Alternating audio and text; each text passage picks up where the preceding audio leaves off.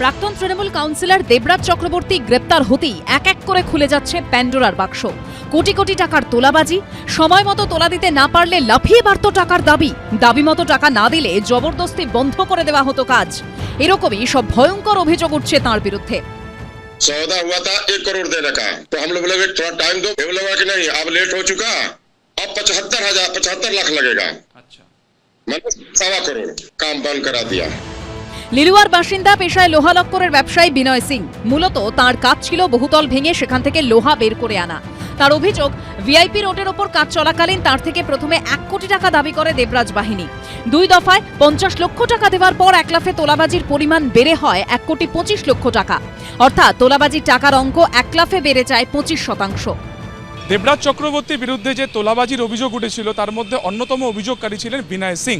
লিলুয়ার বাসিন্দা এই ব্যবসায়ী 2022 সালের একদম শুরুর দিকে ভিআইপি রোডের পাশের এই যে প্রপার্টি, যা হলদিরামের প্রপার্টি, সেই বাড়িটিকে তিনি কিনেছিলেন। তার কাজ মূলত ছিল হচ্ছে এই বাড়িটিকে ডেমলিশ করে এখানে যে সমস্ত লোহা বা আয়রন আছে সেটাকে এক্সট্র্যাক্ট করা। কিন্তু পরবর্তী সময় যেটা তার অভিযোগ, যে যখন তিনি কাজ শুরু করেন সেই সময় দেবরাজ চক্রবর্তীর লোক এখানে আসে এবং তার কাছ থেকে এই কাজের কাটমানি হিসেবে 1 কোটি টাকা চান।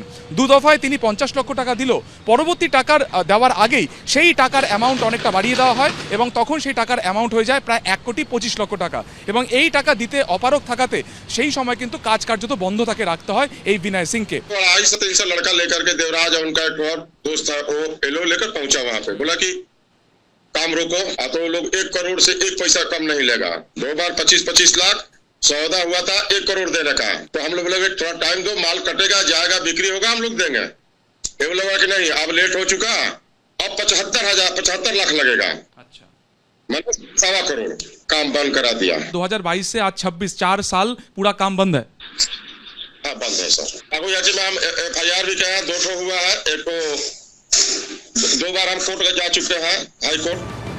তোলাবাজি বাহিনী গড়ে বাগুইয়াটি সংলগ্ন এলাকায় দাপিয়ে বেড়ানোর পাশাপাশি নিজের প্রভাব খাটিয়ে সরকারি ত্রাণ নয়-ছয় করারও অভিযোগ উঠেছে দেবরাজ চক্রবর্তীর বিরুদ্ধে। আমাকে বলে স্থানীয় বাসিন্দারা যে এরকম একটা ফ্ল্যাটের নিচে সেটার গ্রাউন্ড ফ্লোরে বালতি কিংবা ত্রাণের জন্য ত্রিপল ওই সব জিনিসপত্র নাকি ওখানে স্টোর করা হচ্ছে। আমি ওখানে গিয়ে দেখতে পাই হ্যাঁ এরকম প্রচুর জিনিসপত্র ওখানে স্ট্যাক করা আছে। গভর্নমেন্টের দ্বারা দেওয়া জিনিসপত্র যেরকম বালতি, ত্রিপল আরও ইত্যাদি ত্রাণের জিনিসপত্র আমরা ওখান থেকে উদ্ধার করি। গোবিন্দ আর কৃষ্ণ দেবরাজদার প্রচণ্ডই ঘনিষ্ঠ। সাধারণ মানুষ কিছুই পায়নি, সব কিছু ঢুকে গেছে ওখানে। আসল তো মাথা দেবরাজ, উনি যা বলবেন তাই হন।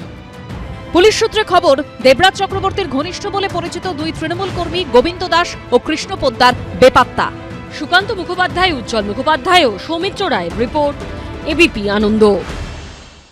এবিপি আনন্দ, এগিয়ে থাকে, এগিয়ে রাখে।